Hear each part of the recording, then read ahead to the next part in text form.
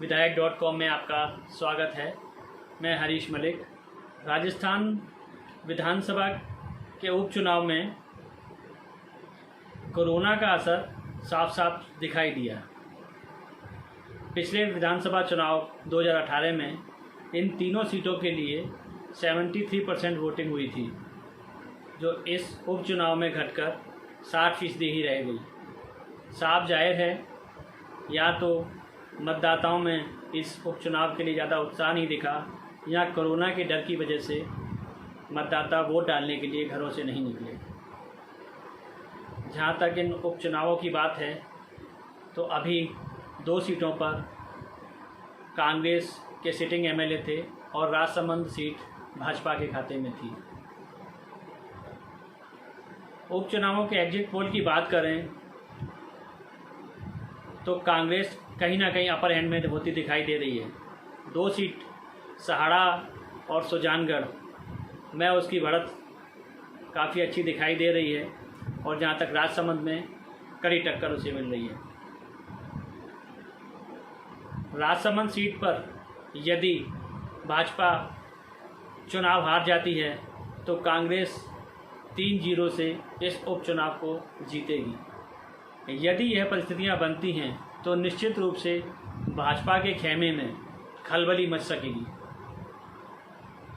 भाजपा ने जिन अलंबरदारों को इन तीनों सीटों के उपचुनाव के लिए जिम्मेदारी दी थी, उनकी जिम्मेदारी कहीं ना कहीं तय होगी, और उसके खिलाफ पार्टी में ये सुगबुगाहट होगी कि इन नेताओं के खिलाफ कुछ ना कुछ कार्रवाई होनी चाहिए। जहाँ तक राजसमंद सीट की बात है, तो राजसमंद सीट के चुनाव से ऐन पहले नेता प्रतिपक्ष गुलाबचंद कटारिया का एक बयान आया था। वह बयान महाराणा प्रताप के खिलाफ एक टिप्पणी थी, और इस टिप्पणी से राजपूत समाज के नेता काफ़ी उद्वेलित थे। राजस्थान भर में कई जगह कटारिया के खिलाफ प्रदर्शन किए गए। कटारिया को 2 बार माफ़ी भी मांगी। इसके बावजूद राजपूत समाज पूरी तरह से संतुष्ट दिखाई नहीं दिया। यदि यह असंतुष्टि राजस्थान के उपचुनाव खासकर राजसमंद में दिखी तो भाजपा को पिछले पांवों पर आना पड़ सकता है, क्योंकि राजसमंद में काफ़ी मात्रा में राजपूत वोटर हैं।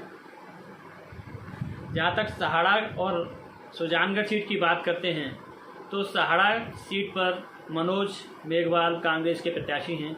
उनकी छवि अच्छी है, सहानुभूति लहर पर सवार हैं।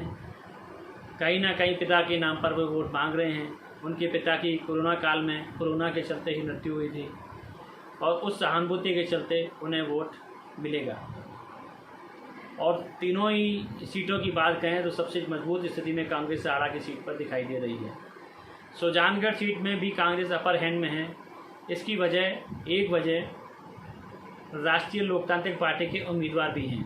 राष्ट्रीय लोकतांत्रिक पार्टी के उम्मीदवार कहीं ना कहीं भाजपा के वोट काटेंगे। कुछ वोट कास्ट के चलते कांग्रेस के भी कट सकते हैं, लेकिन ज़्यादा नुकसान वह भाजपा के उम्मीदवार को ही देंगे, क्योंकि वह जीत की स्थिति में कतई दिखाई नहीं देते। सीधी टक्कर भाजपा और कांग्रेस के बीच में ही है। इसलिए यदि जितनी वोट राष्ट्रीय लोकतंत्र पार्टी के उम्मीदवार को मिलेंगे, उतना ही कांग्रेस इस सीट के ऊपर जीतती चली जाएगी। यदि अंत में चुनाव परिणाम 3-0 से कांग्रेस के पक्ष में जाता है, जैसा कि मैंने पहले आपसे कहा कि इसका खामियाजा भाजपा के उन नेताओं को भुगतना पड़ सकता है जिनको पार्टी ने बाकायदा जिम्मेदारी दी थी।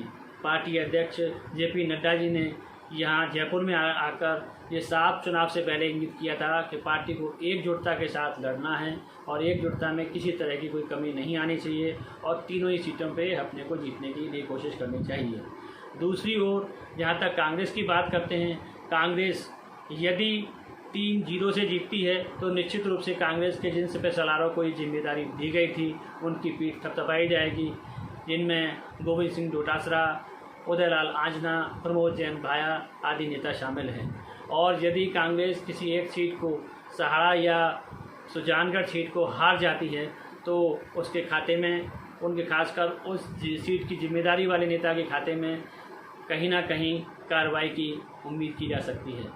तो कुल मिलाकर अभी तक की हाल स्थिति में कांग्रेस अपर हैंड में दिख रही है और भाजपा एक सीट पर कड़ी टक्कर दे रही है। उम्मीद है कि ये 2 मई को जो जिस तरह से जो चुनाव परिणाम आएंगे उसमें भाजपा या कांग्रेस जिन जिन नेताओं की भी यहाँ पर जिम्मेदारी तय हुई है उनके बारे में स्थिति स्पष्ट हो जाएगी। धन्यवाद।